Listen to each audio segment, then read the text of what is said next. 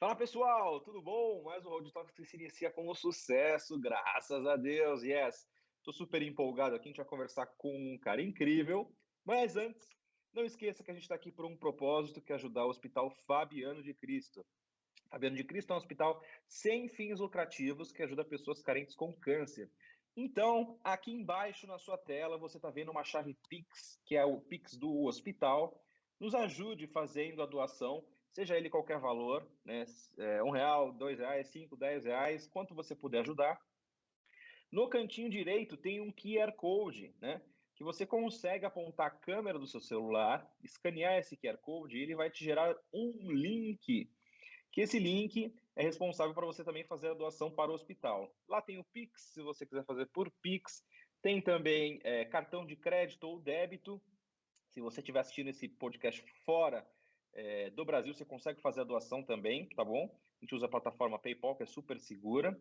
E a gente tem também outras formas de doação, seja ela TED ou DOC, né? Ou também você consegue fazer doação de um item de sua preferência, tá bom? Então, nos ajude, faça a sua doação aqui para o hospital, que o propósito, a gente vai estar conversando aqui com o Jorge, que é um cara incrível. O objetivo é arrecadar fundos para o Hospital Fabiano de Cristo. Aqui embaixo também tem o link do livro do Jorge, né, que são Histórias do Mar, que é um livro muito bacana que a gente já vai falar sobre, tá bom? Então deixa eu chamar a galera aqui que eu tô mega empolgado. Tarek, tudo bom? Você tá bem? Estou bem, muito obrigado, Ian. Mais um Road Talks, graças a Deus. Agradecer o Jorge por parar o tempinho dele para falar conosco e compartilhar também as histórias do livro dele. Boa!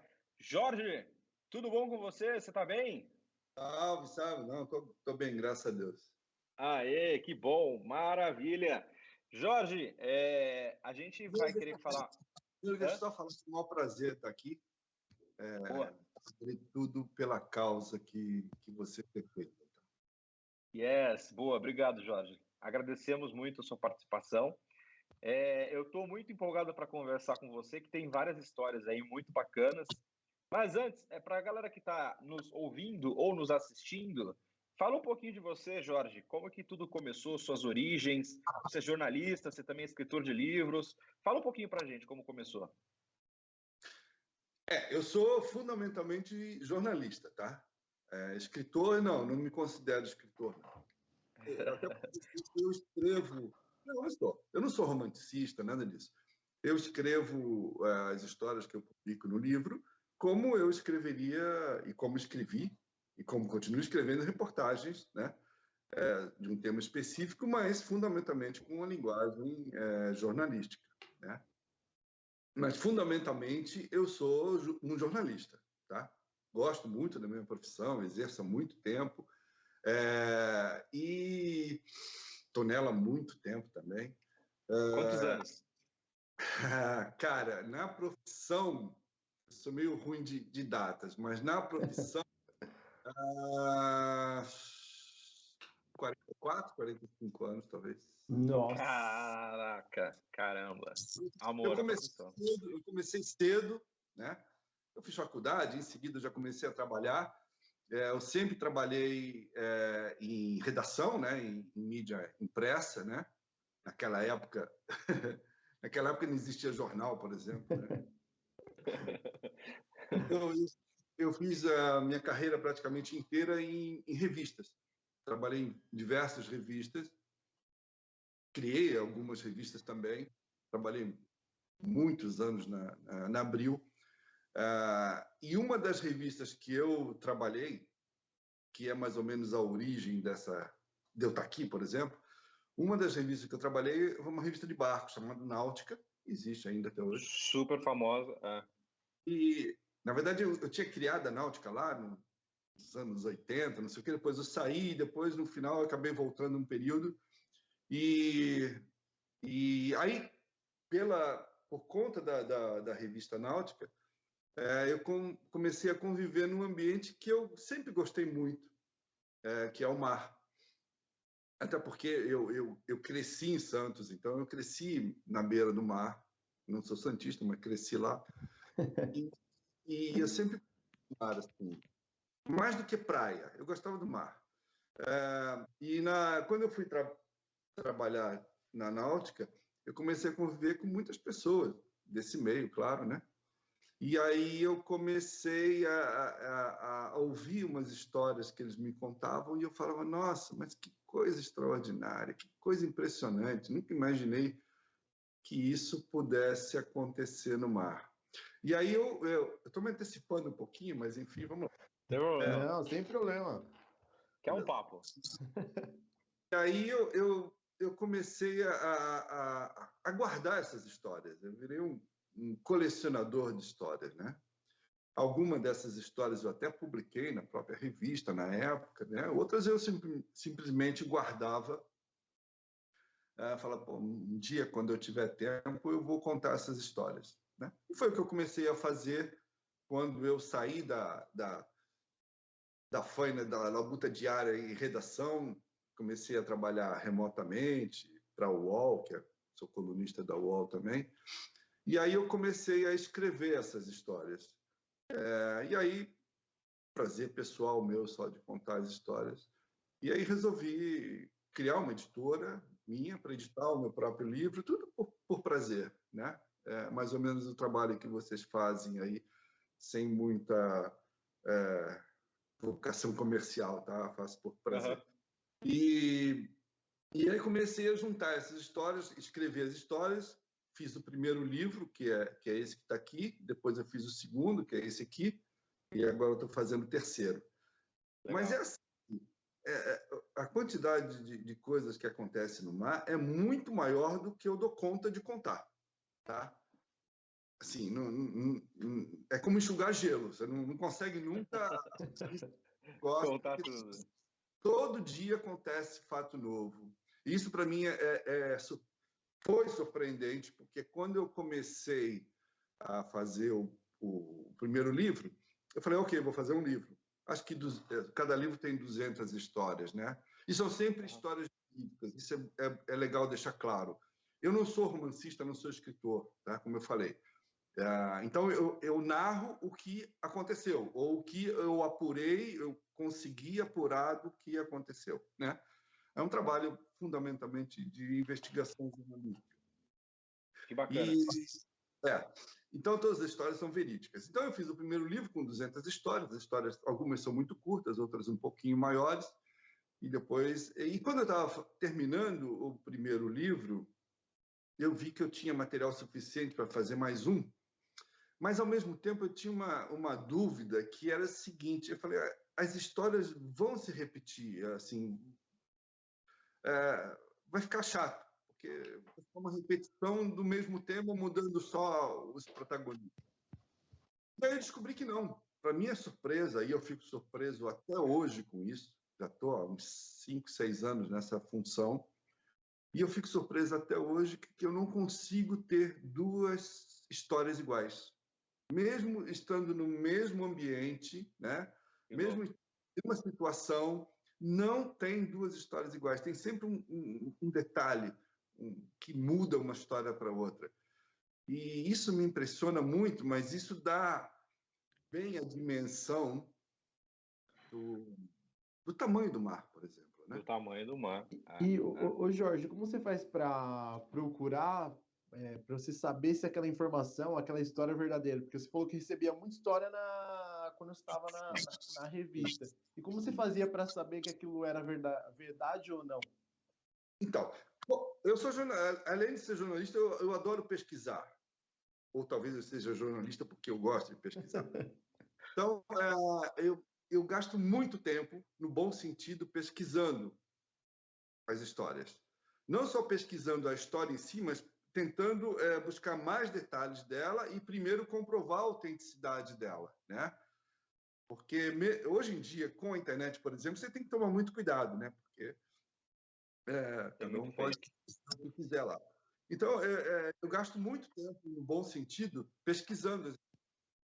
Depois que eu me convenço, fico convencido de que, ok, aquilo aconteceu, aí eu vou tentar buscar como aquilo aconteceu. E aí eu começo a garimpar livros e internet do mundo inteiro para tentar ter mais informação. Algumas histórias eu não consigo ter todas as informações que eu gostaria, porque em alguns casos você jamais vai ter aquelas informações. Vou dar um exemplo para vocês entenderem. Se uma pessoa estiver no mar sozinha num barco, e aconteceu uma fatalidade com ela, ninguém nunca vai saber o que aconteceu, porque não há testemunhas, não há imagem de câmera de segurança, não tem nada. Não tem nada. Aí você começa a trabalhar só com hipóteses, né? O que pode ter acontecido? E vou te falar que essa é a parte que eu mais gosto do que eu faço, que é você tentar apontar caminhos do que pode ter acontecido nesse tipo de caso. Porque, às vezes, não. Às vezes as histórias são até divertidas, né? Tipo um Sherlock Holmes, né? Não, é uma parte muito gostosa, assim, porque é um exercício não de imaginação, mas do que pode ter acontecido com base em outras histórias que eu já tive conhecimento, né? É um trabalho um pouco investigativo, sim, embora eu não seja um investigador, né? E às vezes, de vez em quando, até faço um papel meio de colaborador. Até da polícia já aconteceu em casos aqui no Brasil assim, né? Tento ajudar com base no que eu acho que pode ter acontecido.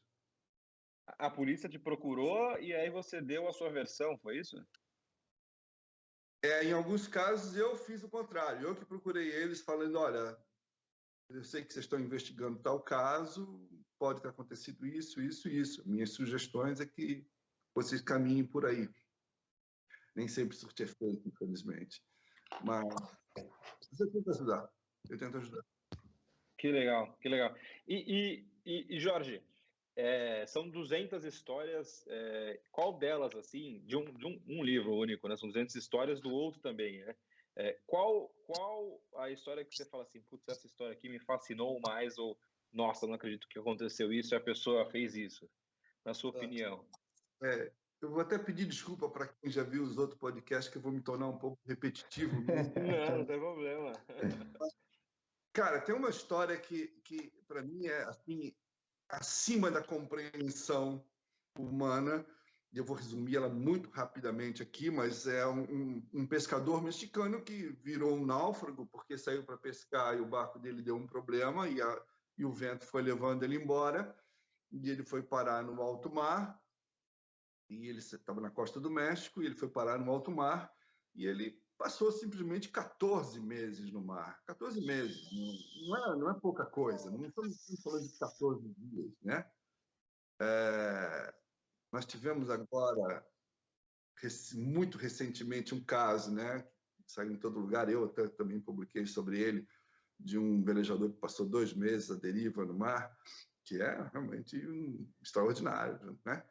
Mas esse coitado passou 7 vezes mais, passou 14 meses no mar, é 1 ano e 2 meses no mar, e ele não tinha recurso nenhum, ele não tinha nem equipamento de pesca, porque quando ele teve um problema, ele estava iniciando a tarefa dele e o mar ficou muito ruim e ele perdeu os equipamentos que ele tinha, ficou só com o barco. E ele sobreviveu 14 meses no mar. É extraordinário para mim como é que uma pessoa, um ser humano, ele tinha um companheiro, inicialmente era ele, um companheiro, o companheiro morreu por inanição, né? Por desidratação, o que gerou, inclusive, uma suspeita depois injusta, eu acho totalmente injusta, de que ele teria cometido canibalismo, teria matado o amigo, tal. Eu, sinceramente, não acredito nisso, é um caso que eu pesquisei muito, e ele é muito recente, porque isso aconteceu em 2014, aconteceu agora, né? Então, veja bem, um episódio que aconteceu há 9 anos atrás, 9 anos atrás é bem recente. Bem recente. Tinha essa internet, satélite, tudo, né? Ninguém localizou, também não procuraram, é verdade, porque era um humilde pescador. Morreu, paciência, né?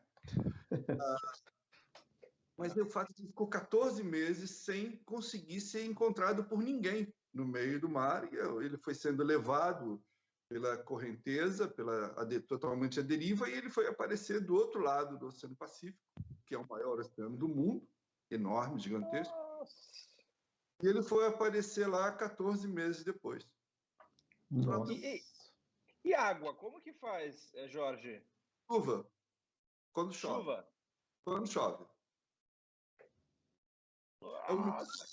No caso dele, o que ele foi salvo na principal fonte de nutrientes, inclusive de líquido, foram tartarugas, porque o tartaruga, ele conseguia capturar tartaruga, as pequenas, né? Porque a tartaruga é um animal lento, razoavelmente lento, era sóbrio para respirar, né? Ele não dependia de anzol para pegar uma tartaruga, né? E quando ele conseguia puxar uma tartaruga para o barco, aquilo era uma fonte de alimento para ele, e o sangue da tartaruga nutria os fluidos do organismo também. Se tivesse sem chuva, por exemplo, o próprio sangue ajudaria. E depois ele passou tanto tempo que ele começou a desenvolver técnicas mais avançadas, né? E uma delas foi usar pequenos restos que ele conseguia capturar. Às vezes peixes voadores caíam no barco também, acidentalmente. E ele usava restos para capturar gaivotas. E as gaivotas pousavam para comer e ele tentava agarrá-las, enfim. Uma história Mas cru? Mandava para dentro cru mesmo, não tinha jeito. Tipo um sashimi. Esse é o menor dos problemas, vou te falar, porque a pessoa numa situação extrema como essa, o parâmetro é completamente diferente do nosso, né? A pessoa que chega no nível desse, ela bebe qualquer coisa, come qualquer coisa, entendeu? Sem dúvida. Essa pessoa chama-se José Alvarenga, está vivo, né? Escreveu até um livro sobre... Ele não, alguém escreveu um livro sobre o martírio que ele passou, né? E ele chegou, inclusive, relativamente bem de saúde. Ele estava, obviamente, magro, claro, mas ele estava relativamente bem de saúde. E aí começram as suspeitas de que talvez a história não tivesse sido exatamente como ele estava falando. Levaram o coitado até para detector de mentira. E Caramba. nada conseguiram comprovar, porque era uma pessoa muito humilde, muito religiosa, inclusive. E o psicológico? Tem que ter um psicológico ferrado, né? Essa história dele, que para mim assim não tem paralelo, tá? Porque antes desse cara ficar 14 meses à deriva no mar, o que tinha ficado mais tempo e sobreviveu tinha ficado 4 meses. Inclusive foi um náufrago que acabou no Brasil, foi achado no Brasil. Ele tinha ficado 4 meses no mar, à deriva. Esse ficou 14. Então, assim, é um fato que, para mim, não tem nenhum paralelo. É difícil a gente ter uma ideia do que é você passar 438 dias, que foi o que ele ficou, sozinho, sem nenhum recurso, num ambiente totalmente inóspito, que é o meio do mar. O mar é um deserto, né? Sujeito aos humores da meteorologia, inclusive, e ele sobreviveu. Para mim é uma coisa extraordinária. Extraordinário. Jorge, esse é o recorde de que uma pessoa conseguiu ficar à deriva, né? Seria, no caso, 1 ano e 2 meses.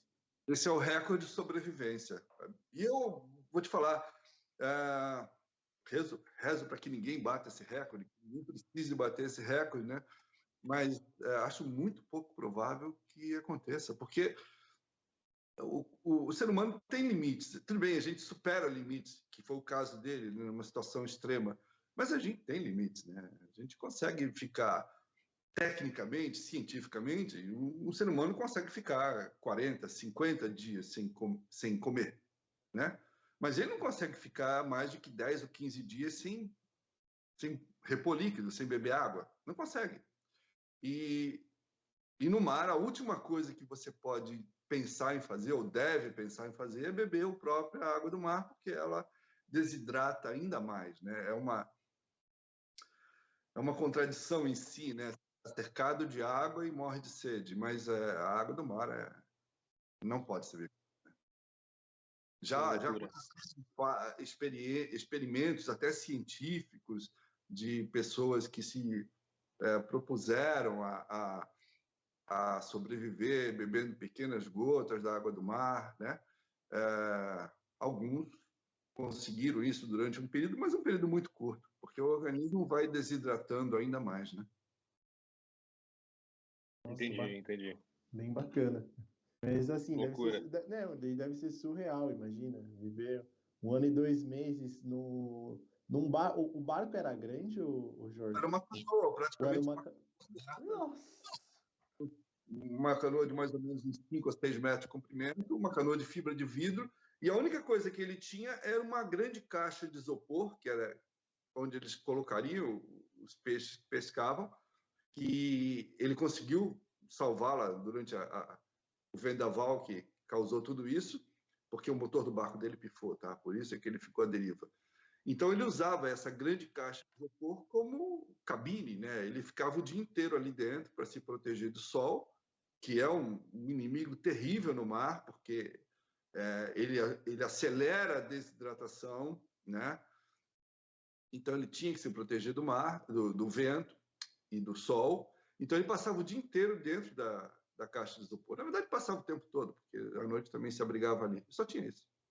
É uma história, para mim, impressionante. De todas que eu já tive conhecimento, que eu já escrevi, essa me impressiona muito, muito. Tem outras também que me impressionam, mas essa mais. É de longe. E o Jorge, e para você, tem alguma história que é muito bizarra? Você fala, meu, não é possível que isso aconteceu. Que tem essa que é surpreendente. Fala, surpreende, mas tem alguma coisa que é muito bizarra, uma história que você já escutou, que alguém te contou que é muito bizarra? Então, eu não sei se bizarro é o termo correto. Bizarro, assim, no sentido de uma coisa meio impactante. Isso! Teve um caso, há uns 10 anos atrás, eu creio, de um velejador que estava sozinho, navegando sozinho, e ele teve um ataque cardíaco, ele morreu, um ataque cardíaco, e ele estava num ambiente marinho, uma combinação de umidade com temperatura, enfim, ventos, que aquilo gerou uma automumificação do corpo. O corpo não decompôs. O corpo entrou num processo de automumificação. E ele ficou mumificado espontaneamente. Ele foi encontrado meses depois, 4 meses depois, se não me engano, acidentalmente, encontraram o barco. Dentro do barco estava ele, o corpo dele, né? Mas inteiro, só que mumificado por uma questão. Dentro de um barco, de um veleiro, uma cabine pequena, sobretudo no oceano, a temperatura é muito quente. Então, o ar seco, que no caso gerou dentro da cabine do barco, fez com que ele tivesse esse processo, né? É reconhecido pela ciência, mas é muito raro. E aí gerou realmente uma cena, digamos, bizarra, né? Quando ele foi encontrado, que tinha lá dentro uma múmia, mas perfeita, assim, você vê perfeitamente a fisionomia da pessoa, um alemão. Esse caso foi bem, assim, impactante. As imagens que tem dele são impactantes. Tem um outro caso, mas esse é totalmente explicado pela ciência e que é maravilhoso. Até porque o desfecho dele foi muito bom. Que aconteceu na Dinamarca.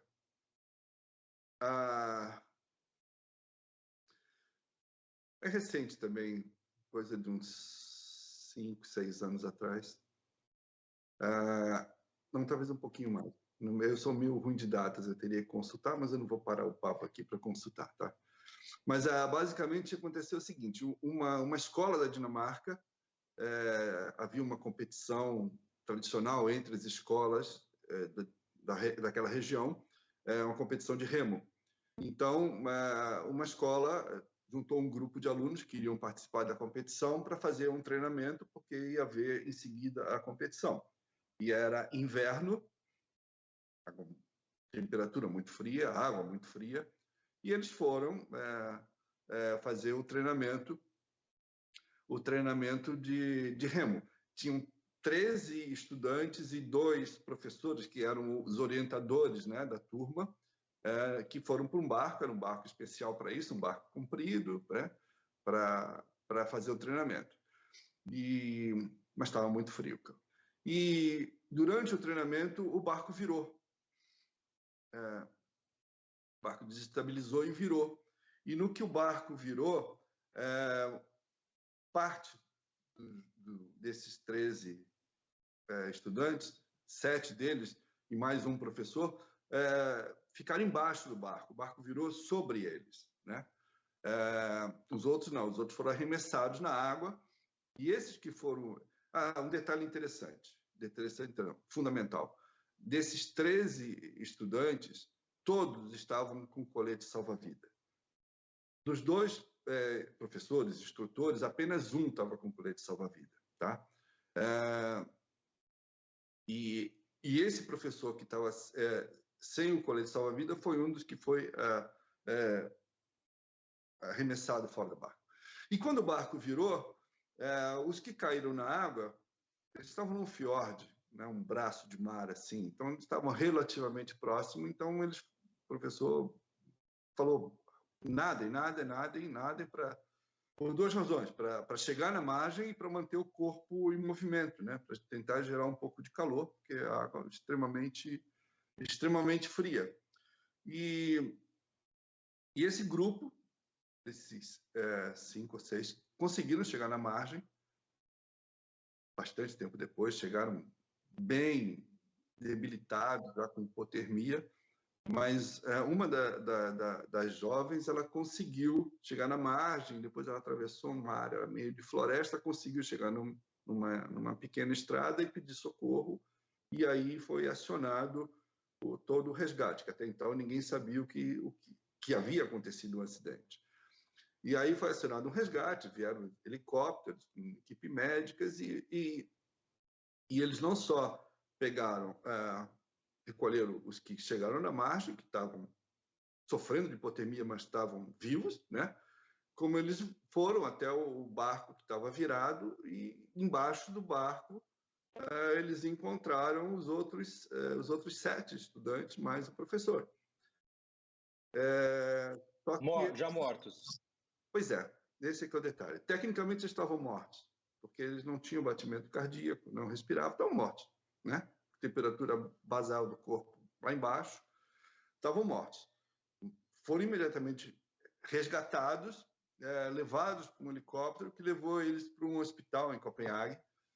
E quando eles chegaram no hospital, isso já muito tempo depois, estamos falando 2 horas depois, o médico que atendeu eles falou, bom, a única opção é tentar, como último recurso, reaquecer o organismo lentamente, o que é feito através do sangue, né?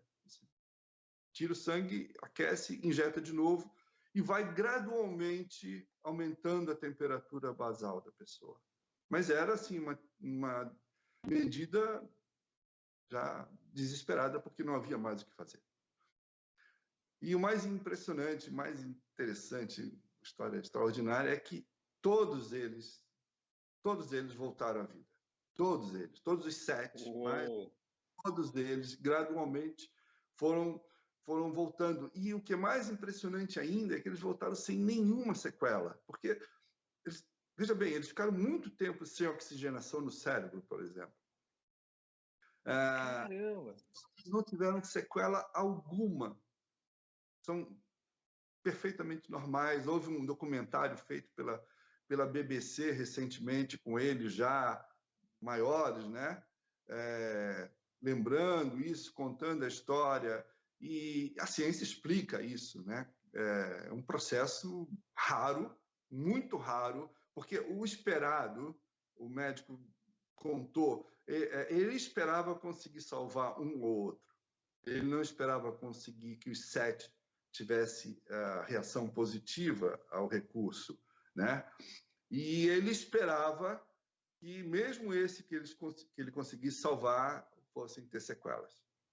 E isso surpreendeu ele e todos os cientistas, porque nenhum deles ficou com sequela alguma. É uma história impressionante, né? Um milagre, hein? Um milagre. Exatamente. Caramba. E, ô Jorge, falando agora um pouco, você falou referente ao acidente. Querendo ou não, foi um acidente. Mas você acredita que esses acidentes marinhos é por conta de uma questão, uma negligência do comandante, do marinheiro, ou você acredita que a maioria das vezes são fatores externos? Olha, claro que tem dos dois. Tem vários fatores, né? É igual queda de avião, né? Não tem um fator, é uma soma de aviões que resulta no acidente aéreo. Mas, estatisticamente, no caso de desastres marítimos, geralmente o fator humano é predominante. Assim, uma falha humana, tá? Porém, o ambiente também é muito intenso, né? O mar é um ser vivo, né? Então, você tem os dois fatores. O que acontece é que, às vezes, o erro humano não é por incompetência, e sim por imprudência, porque você tem os sinais da natureza, você tem, hoje em dia, recursos de previsão meteorológica bárbaros, então é possível você saber com muita precisão o que vai encontrar pela frente. O que existe, às vezes, é uma imprudência de falar, ok, eu sei que o mar vai ficar ruim, mas eu vou. E aí acontecem os acidentes. Não só por isso, claro, mas o fator humano ainda é o principal alavancador dessas tragédias e desastres que acontecem. Hoje em dia, felizmente, muito menor escala do que no passado, claro, né? Hoje em dia você tem muito mais recursos, as embarcações são muito melhores, né? Mas o fator humano ainda é o principal causador disso, né? E Jorge, assim como você falou, assim, eu sou um apaixonado pelo mundo da aviação, e quando você acompanha, por exemplo, um acidente, e você mesmo disse que são vários fatores que levam a um acidente, mas na aviação a gente vê muito, por exemplo, houve um acidente e se estuda esse acidente e se faz métodos para que ele não ocorra, né? Se faz procedimentos para que ele não ocorra. Na parte naval é assim também ou não? Como que funciona? Sim, geram inquéritos, geram investigações, envolve não só órgãos oficiais, né, de investigação, mas também empresas de seguro, que também fazem investigações muito profundas no caso dos acidentes. Sim, existe. Tiram-se algumas lições, né? Mas eu ainda acho que o ambiente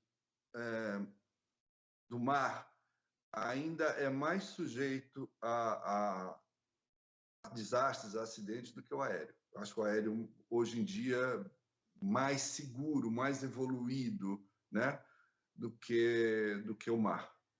Porque o que acontece é que o mar é um ser vivo, como eu falei, né? E hoje em dia você tem algumas pressões, por exemplo, no caso do transporte marítimo, né? Os navios são gigantescos hoje em dia, então eles teriam capacidade de enfrentar situações adversas sem grandes problemas. E isso leva as empresas, não estou falando do comandante do navio, mas as empresas, as donas da mercadoria, a dizer, não, você tem que chegar a tal dia em tal porto. Tá? E o mar não aceita muito esse tipo de postura, sabe? Tipo, você tem que seguir o ritmo dele, né? O ritmo que a natureza determina, não o ritmo que você quer impor. Porque aí você começa realmente, em vez de você, por exemplo, fazer um desvio na rota, porque a frente pode ter, que é coisa que os aviões fazem, né? Um desvio na rota para evitar uma turbulência, às vezes os navios não fazem, por exemplo. Eles são obrigados a enfrentar aquilo, a atravessar aquilo, porque eles têm um deadline para chegar no porto, uma operação comercial, né? Isso no caso, eu estou falando da marinha mercante, né? Da área comercial. Da área de navegação, por lazer, por prazer, os navegantes particulares, esses são bem mais cuidadosos, porque esse não tem um compromisso com o tempo, não é? A vida deles é ali. Então, se chegar hoje, amanhã, o mês que vem, tudo bem, está valendo, né? Mas, por outro lado, são embarcações menores, mais suscetíveis também, né? Jorge, a gente tem um fascínio aí pelo Titanic, né? Que agora voltou a ser o assunto do momento, né? Começando pelo Titanic, assim, por que você acredita que ele foi tão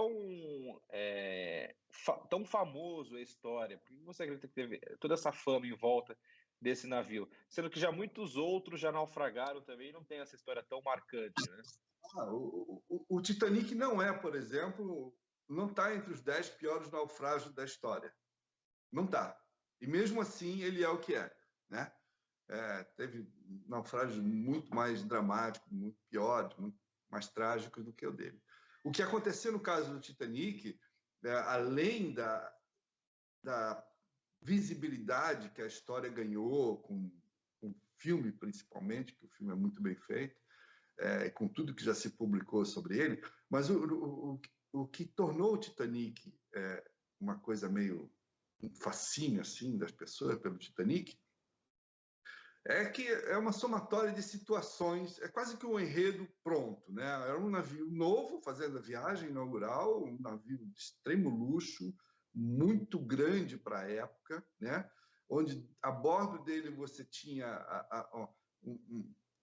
as divisões de classes, você tinha a primeira classe que tinha direito a tudo, você tinha o coitado dos imigrantes que iam lá no fundo, então você tinha também esse fator social, né? Você teve, né, a arrogância, a prepotência de falar, não, o navio vai atravessar, o mar está com blocos de gelo, mas esse navio aqui atravessa. Então, você teve a arrogância, você teve a prepotência, você teve o erro humano, né, de não obedecer os sinais de precaução, de cautela.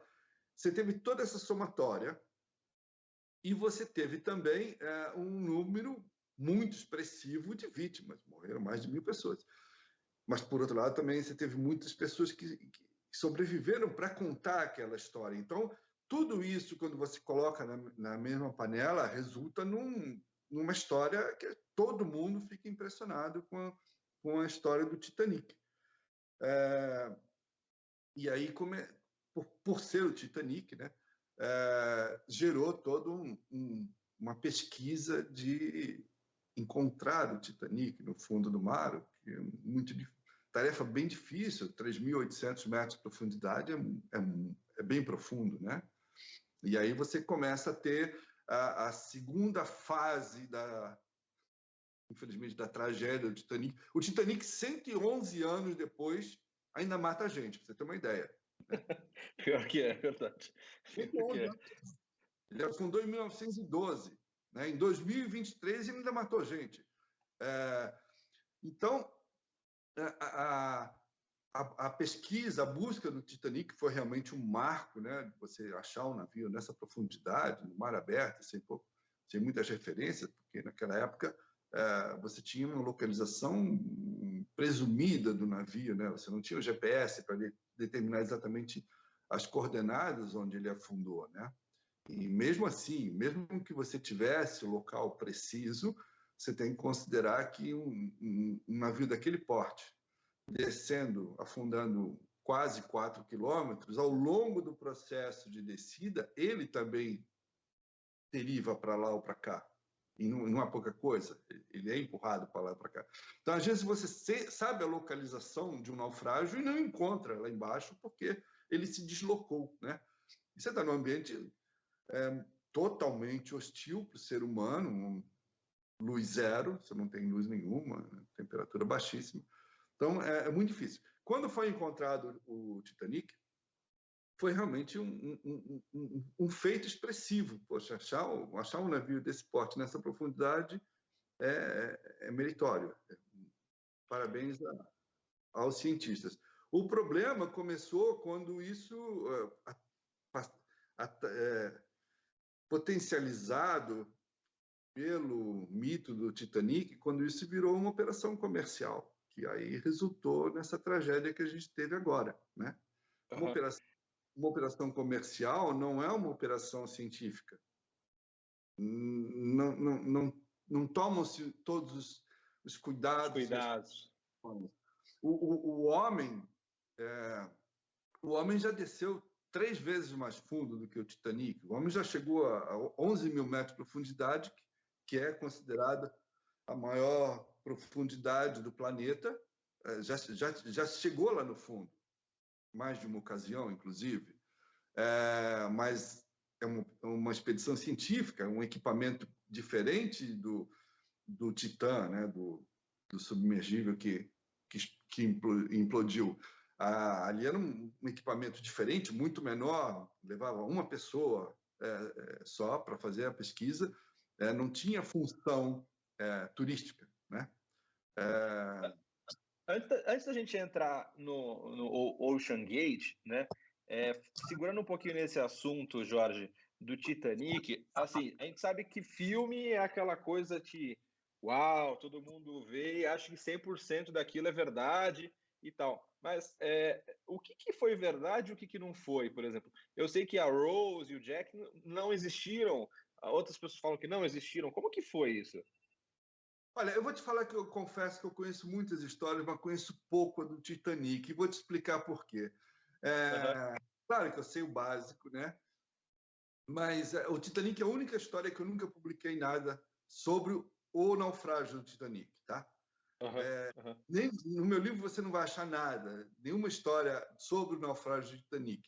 E não fiz isso de propósito, porque é um assunto já tão explorado, já tão pesquisado, que eu iria chover no molhado, né?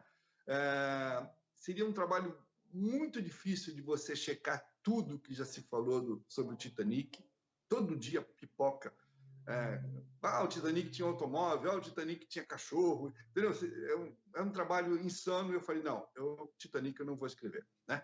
Mas é claro que eu sei algumas coisas do Titanic. Sim, o casal não existiu, mas existiram inúmeros outros casais que estavam no Titanic, não é? Tem a outra polêmica se o Jack teria sobrevivido na prancha brasileira. Na prancha. Eu acho que sim.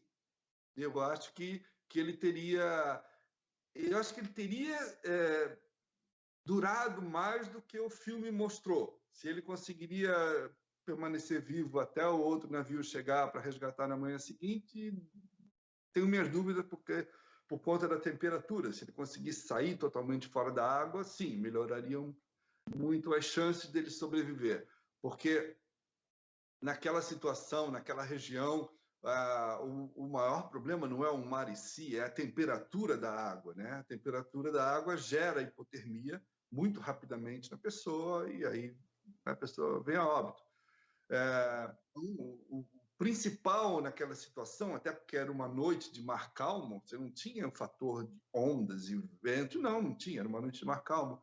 O fator primordial ali era a temperatura da água, né? Então, sobreviveu quem conseguiu ficar fora d'água, de algum meio. Quem estava imerso na água, não tem como. Naquela temperatura, todos iriam morrer de qualquer forma. E hoje em dia, Jorge, iceberg ainda naufraga navio ou não mais? Olha, eu acho que sim, desde que a embarcação cometa alguma imprudência, porque eles são detectáveis, tá? Com muita precisão, com muita antecedência. Porém, o problema não são os blocos grandes, o problema são os pequenos para as embarcações, para os barcos. Estou falando de barcos pequenos, tá? Não para navios, porque esses navios já têm capacidade, resistência suficiente para bater num bloco de gelo pequeno e não acontecer nada. O problema são os barcos menores. E o problema não é um iceberg grande, porque esse você vê. Esse o aparelho detecta. Né? O problema é aquele que você não vê, porque é uma pedra de gelo, digamos assim, que está boiando na superfície, mas não visível.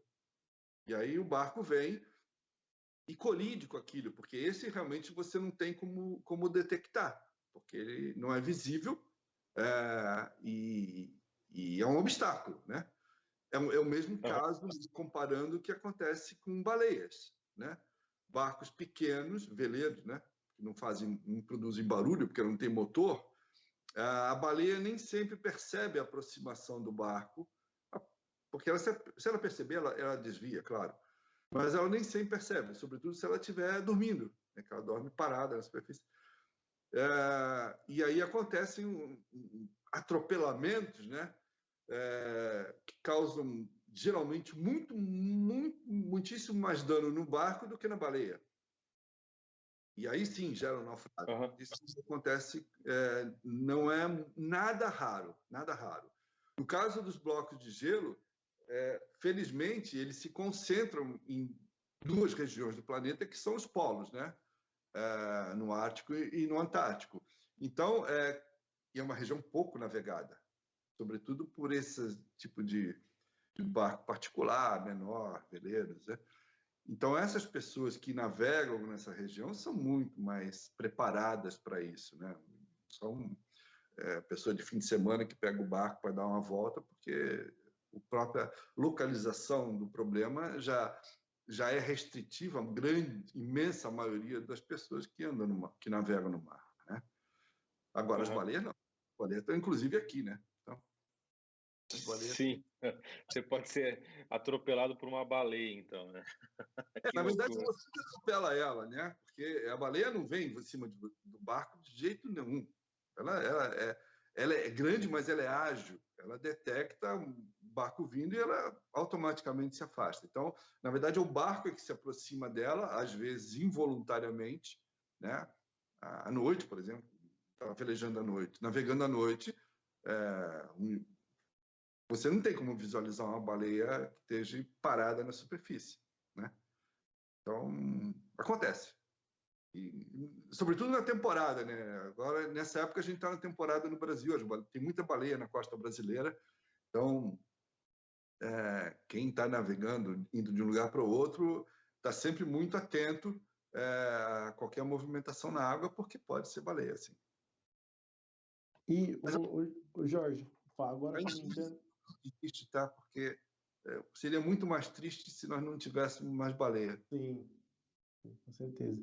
E, o Jorge, agora falando um pouco mais do submarino que implodiu, você já tinha escutado alguma história parecida? Já tinha acontecido alguma situação parecida com o que ocorreu agora há pouco? Alguns meses atrás?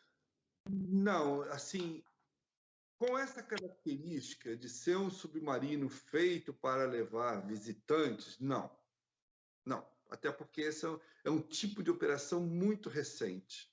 A Ocean Gate foi uma das pioneiras nesse tipo de ação, né? Mas já houve, sim, caso, pelo menos um caso que eu tenho consciência de um submergível que tinham 2 pesquisadores que estavam nele, e esse submergível chamava-se Peixes, né? Na verdade não era Peixes, porque estava o nome em norueguês, mas a tradução seria Peixes, e ele estava fazendo um mergulho científico e ele perdeu o contato com a superfície e ele ficou muito tempo sem ter contato, tá? Mas ele conseguiu, de alguma forma, voltar para a superfície horas depois e os ocupantes estavam bem. Mas foi um caso onde houve ruptura total de comunicação entre o submergível, que era um submergível que não era ligado ao navio base por nenhum cordão umbilical, por nenhum cabo, é um equipamento autônomo, que ele teve esse problema, mas ele teve um final feliz. Agora, de implosões, sim, implosões em veículos, digamos assim, submarinos, vamos incluir os submergíveis nessa categoria? Não, infelizmente já aconteceu sim. Submarinos de marinha, eles já aconteceram. Alguns acidentes, todos 100% trágicos, né? O mais recente deles aconteceu aqui na Argentina, com o San Juan, há uns 5, 6 anos atrás, que a tripulação inteira, eram 44 pessoas, todos morreram. E é isso que eu estava falando. Mesmo eles tinham um momento em que eles perderam a comunicação com o submarino, então eles tinham uma noção muito clara, a base tinha uma noção muito clara da região onde o submarino estava navegando. Mesmo assim, eles levaram 1 ano para achar o resto do submarino. 1 ano, né? Ele implodiu. Ele implodiu também. E a implosão, ela destrói, né? Então, uma coisa é você tentar encontrar um submarino de 30, 40 metros de comprimento, outra coisa é você buscar pedaços, fragmentos disso, né? É muito, muito, muito difícil, muito complexo. E qual que é a diferença? Porque você vê nos jornais... Deixa eu fazer um parênteses. Eu, inclusive, fiquei surpreso quando eles encontraram algum fragmento do Titã, do submersível da Ocean Gate. Eu fiquei surpreso, porque eu esperava que eles não fossem encontrar fragmento algum. Porque é uma implosão muito violenta, e eu imaginava que ele ia simplesmente pulverizar por completo, como pulverizou quem estava dentro dele, né? Mas eu fiquei realmente surpreso. Eu esperava que naquela profundidade, supõe-se que ele implodiu a 3.500 metros de profundidade, que é uma pressão absurda, eu achava que ia sobrar fragmentos, migalhas milimétricas, e encontraram placas, né? O que vai ser bom para a investigação, permite analisar melhor o que pode ter acontecido com o material, mas eu fiquei realmente surpreso.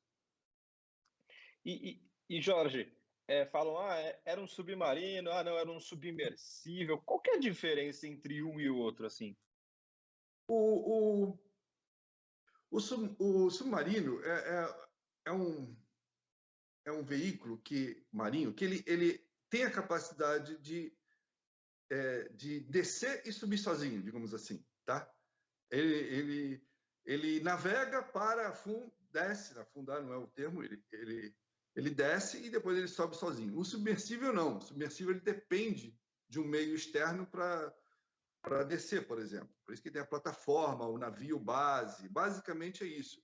E a mobilidade debaixo d'água de um submersível é muito limitada, não se compara ao submarino. O submarino é uma máquina de guerra feita para fazer grandes travessias por baixo d'água, né?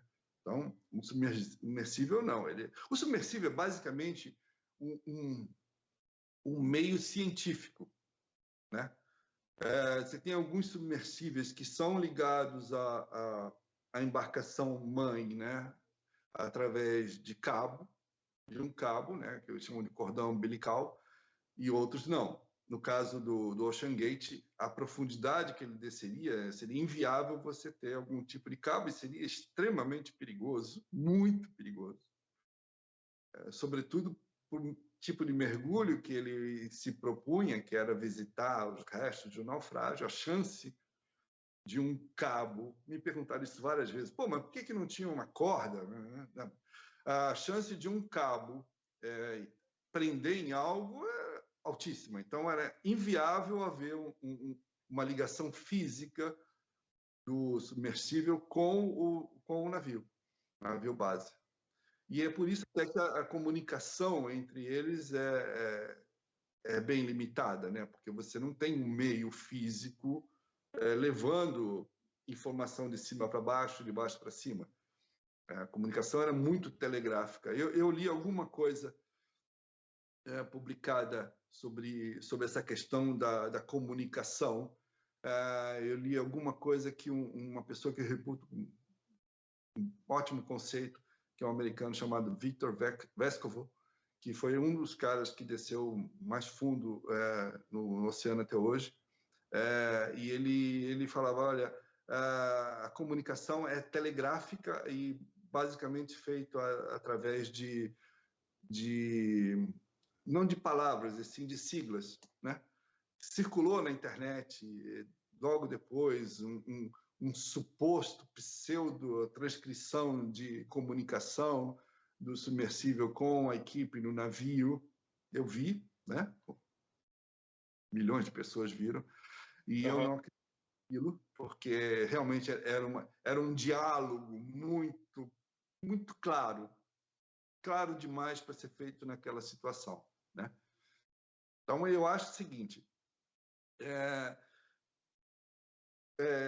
exercícios feitos por especialistas podem demonstrar que em qual momento aconteceu a implosão, se as pessoas que estavam lá dentro tiveram ou não a percepção do que poderia acontecer. Eu acho que eles podem chegar a alguma conclusão, mas a gente jamais vai saber a verdade. Esse é outro ponto. A verdade absoluta a gente jamais vai saber, infelizmente, né? A gente só saberia a verdade absoluta se tivesse havido sobreviventes, e naquela situação era absolutamente impossível. Quando eu fiquei sabendo do desaparecimento do Titã, eu até comentei, eu falei assim, ó, morreram. E isso foi quando começou todo mundo falar, não, tem 96 horas de oxigênio, não adianta, ele não existe mais. Eu não sou especialista, não sou cientista, mas era muito evidente que o que quer que tenha acontecido, aconteceu ainda no processo de descida. E eu tenho para mim, tá, que o principal causador disso foi realmente a imprudência, tá? A irresponsabilidade, porque eu acho que aquilo não é um veículo para descer nessa profundidade. Eu acho que ele foi construído visando outras prioridades que não a segurança, né? A liga de material que ele tinha não me parece muito confiável, fibra de carbono, para você chegar a 4.000 metros de profundidade. Tanto que você vê que nos escombros que foram resgatados lá, pouco que sobrou, você consegue ver claramente um anel, que é um anel feito de titânio.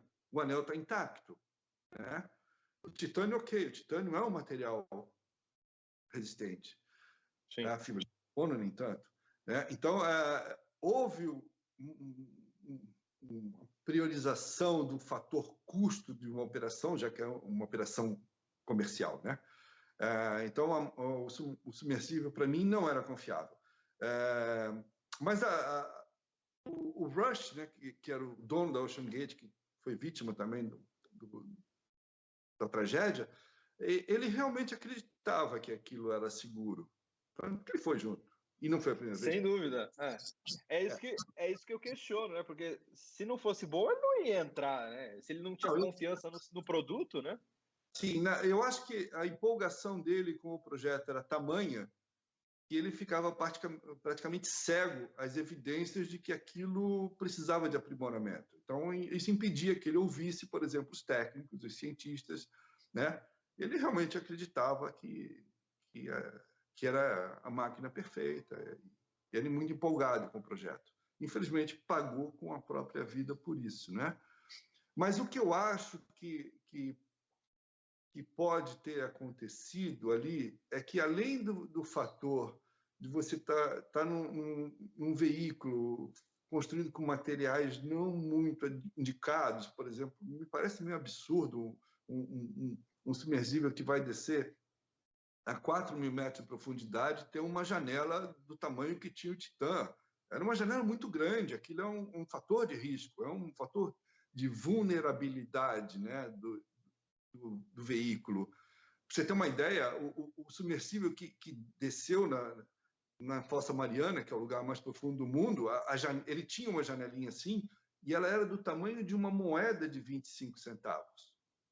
Porque isso foi determinado cientificamente que era o limite máximo que poderia aguentar a pressão lá de baixo.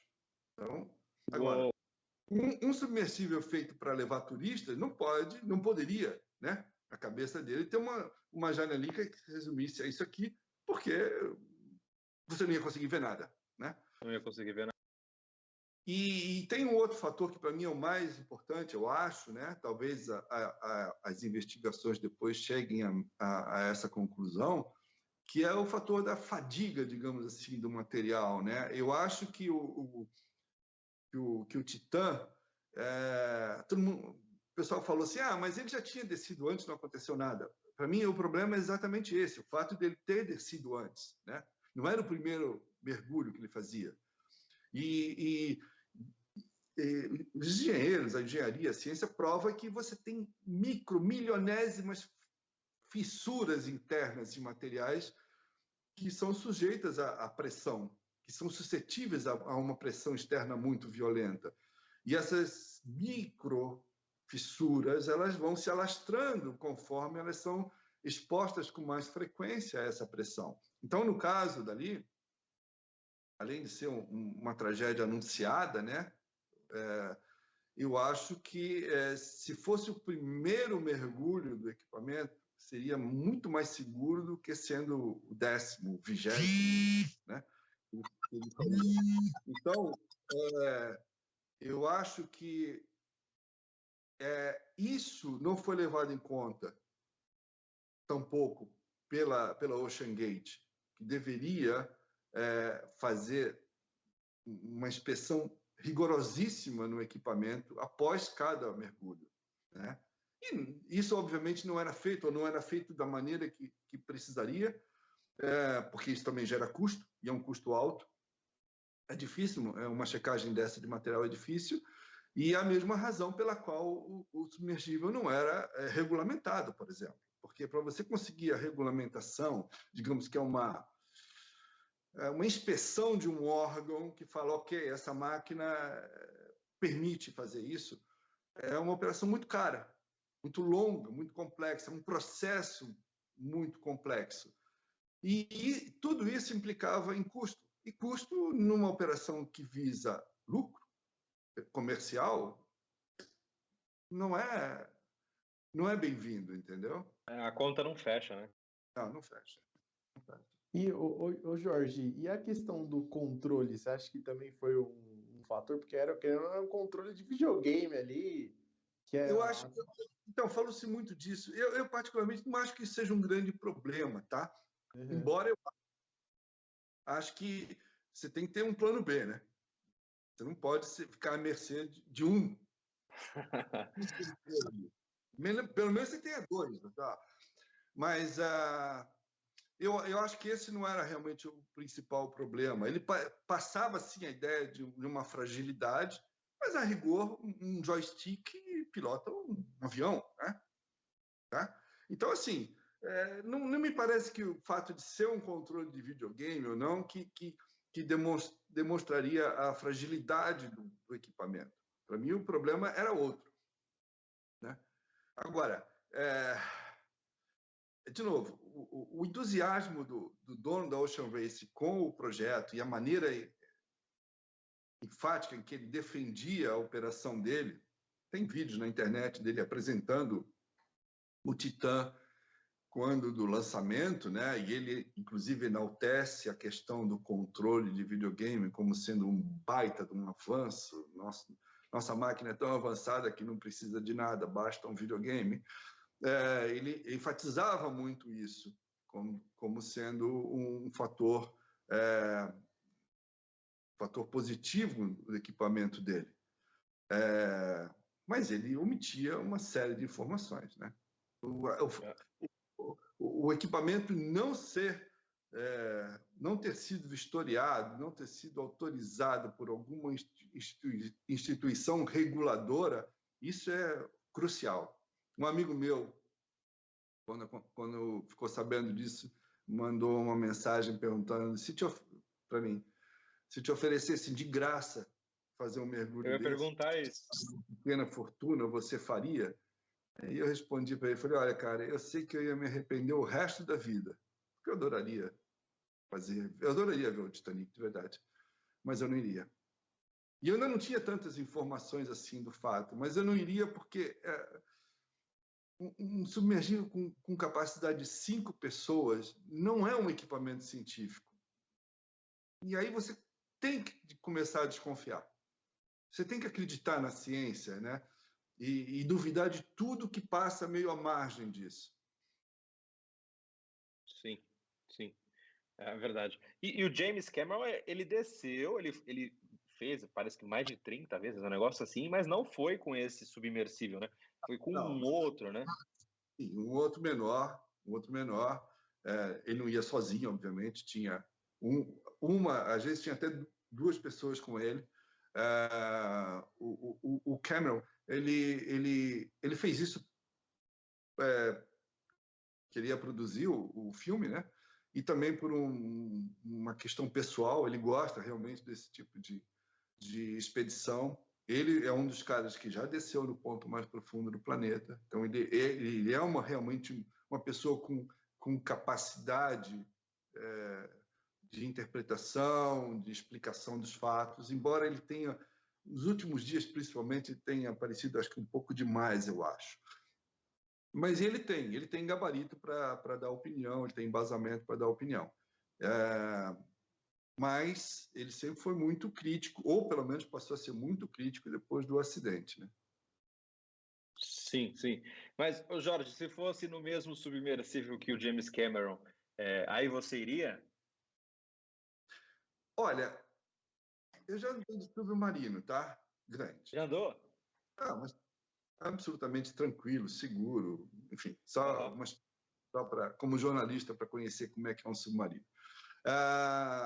Mas eu iria, assim, se fosse um equipamento onde eu me sentisse seguro, e eu estou falando basicamente de um equipamento feito para operação científica, não, iria sim. Iria sim. Embora, veja bem, depois de certa profundidade, você não vê mais nada, né? Porque não penetra mais luz. Então, ou você está num equipamento que tenha recursos extraordinários de iluminação, senão você não vai ver nada. A mesma coisa que você se trancar num quarto escuro. Então, é uma bobagem, na verdade, você descer por descer, né? Eu acho que tem que fazer isso quem tem alguma função, alguma necessidade de fazer isso. Uma expedição científica, eu acho que sim. Visitação, não. Não. O ser humano tem o limite dele, né? Então, no caso de mergulho no mar, a gente sabe até que profundidade que o ser humano consegue ir. Não adianta desafiar isso. Para quê? Né? Ir por ir, não. Se fosse para descer, para ver alguma coisa interessante, sim, aí eu iria. Mas se fosse só por descer, não, aí eu não iria. Boa, boa. Galera, a gente está chegando agora praticamente no fim aí do nosso papo com o Jorge. Não esqueça que a gente está aqui por um objetivo, que é ajudar o Hospital Fabiano de Cristo. O link para você fazer a sua doação está aqui na tela para você ler o QR Code, né? Na descrição do vídeo também tem o link para você fazer a doação. Não esqueça que nós também estamos disponibilizando aqui o link para a compra do livro do Jorge, né? Que são o livro de Histórias do Mar, que é um livro incrível. Ele está aqui na tela e também na descrição, assim como o Instagram do Jorge, seguir ele lá para dar aquela força para ele. Jorge, obrigado pelo papo. Mas antes de encerrar, né, você acredita que sim há um, eu não diria assim uma coisa mística, mas o mar para você tem aquela coisa de ser vivo, misterioso? Como que você encara isso, né? Misterioso não seria bem a palavra que eu usaria, mas eu tenho pelo mar profundo, absoluto respeito, tá? Muitas pessoas falam, pô, eu leio a sua história, fico apavorado, vou vender meu barco. Eu falo, não, mas o intuito não é isso, não é de ninguém. É dizer, olha, respeita o mar, né? Respeita ele, não desafia ele que você vai perder. Mas eu tenho um fascínio pelo mar, assim como, surpreendentemente, eu descobri que muitas pessoas têm pelo sucesso do livro, né? Eu achei que eu gostava desse tipo de história e depois eu descobri que não, que tem um monte de gente que também gosta. Eu tenho um fascínio, sim, porque o mar, primeiro, ele é gigantesco. 70% do nosso planeta é mar. Então, olha o tamanho que ele está falando do negócio. Sim. É gigantesco. E ele é vivo, né? Ele é um ambiente vivo. Contém inúmeros, incontáveis seres vivos que a gente não conhece todos ainda, né? Então, o mar tem uma capacidade de atrair as pessoas exatamente por esse poder que ele tem. Se você for na praia, à beira da praia, uma marola, uma ondinha de 0,5 metro de comprimento, ela te derruba fácil. E uma marola de 0,5 metro de comprimento por 1 metro de largura tem 1 tonelada de peso. Então, assim, é uma coisa muito, muito grandiosa em todos os aspectos, em tamanho, em força, em capacidade. E isso sempre me despertou uma admiração, um fascínio, né? Mas, sobretudo, não é medo a palavra, sim receio. Ok, eu não consigo desafiá-lo, e não devo desafiá-lo se eu tiver bom senso, né? Então, eu acho que muitas pessoas compactuam comigo dessa sensação, né? Admiram muito o mar, mas respeitam muito o mar, né? Eu acho fascinante. Quando eu tive a oportunidade, comecei a mergulhar, e eu mergulhava, e às vezes mergulhava, descia, ficava parado lá embaixo, olhando ao redor, e falava, que coisa legal isso aqui, né? Silêncio, né? Vida passando. Sim. Né? A sensação que você tem, todo mundo que mergulha sabe disso, não é nada não. A sensação que você tem debaixo d'água é muito diferente da que você tem fora d'água, na superfície, completamente diferente, é um outro ambiente. Mas não é o nosso ambiente, então a gente tem que respeitar. Sim, tem que respeitar, é verdade, é verdade. Só Faz a última para encerrar aí, tá? Para finalizar, por via de curiosidade, Jorge. Você só escreve ou você também mergulha, pega um barco, você fala, meu, ó, não, já que eu conheço tanta história, eu tenho até um respeito, maior. Não, eu não tenho barco, eu nunca tive barco. Durante uma época da vida, por causa do trabalho, eu frequentava muito barco dos outros, assim, né? Mas não tenho barco, nunca tive barco. Eu fui mergulhar por recreação, de brincadeira, assim, gosto de mergulhar. Quando tenho uma chance, faço um mergulhinho. Mas toda a minha atividade marítima para por aí. O resto é tudo atrás de um computador. É uma coisa infinitamente mais teórica do que prática. Sim, boa. Maravilha. As pessoas, quando não sabem muito bem o teor do livro, me perguntam assim, mas você viveu tudo isso? Eu falei, de jeito nenhum, graças a Deus, de maneira alguma. Eu não vivi nenhuma das histórias que eu conto, né? Porque, inclusive, o eventual mérito das histórias que estão no livro não são minhas, são de quem viveu aquelas histórias. Né? Eu só narrei. Sim. Boa. Galera, muito obrigado aí para você que está nos assistindo ou nos ouvindo, tá bom? Se você está assistindo esse papo depois que ele foi lançado, as doações continuam no ar, o link é o mesmo, você consegue fazer a sua doação. E também o link para a compra do livro do Jorge está aqui também, ele está funcionando normalmente, tá bom? Só clicar lá e fazer sua compra, que é um livro incrível, super recomendamos aqui você comprar, tá bom? Você viu pelas histórias que o Jorge falou, qual é o nível desse livro, que é sensacional, tá bom? Muito obrigado. Jorge, obrigado pela força, parabéns pela sua trajetória, que incrível, cara. História maravilhosa. Parabéns mesmo. Eu que agradeço a chance aí de bater um papo com vocês e quem sabe a gente alavancar mais recursos para o hospital, né? Yes. Muito legal, muito bacana. Obrigado pela chance. A gente que Boa. agradece, Jorge. Muito obrigado de coração. E até porque agora você faz parte desse projeto também. Yes. Orgulhoso. Yes.